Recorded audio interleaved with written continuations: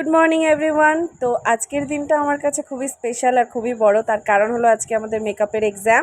আমার আসার পরপরই আমার মডেল চলে আসলো, তো আমি মেকআপটাও স্টার্ট করে দিয়েছি আর করেছি আজকে ওয়াটারপ্রুফ। তাই দিদিকে দেখাতে হলো যে প্রপারলি মেকআপটা হয়েছে কিনা।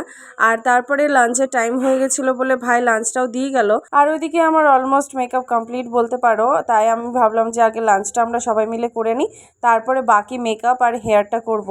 তো লাঞ্চ করতে বসেছি। আজকে মা চিকেন পাঠিয়েছে আমাদের জন্য, ওইদিকে বর্ষার মডেল দাঁড়িয়ে আছে। তো আমরা লাঞ্চটা কমপ্লিট করে বাকি মেকআপটাও করে নিলাম। আর এই দেখো সাইনার মানে বর্ষার মডেলের শ্যুট হয়ে গেছে, তো ও এখন বাড়ি ফিরবে বলে সব কিছু গোছাচ্ছে।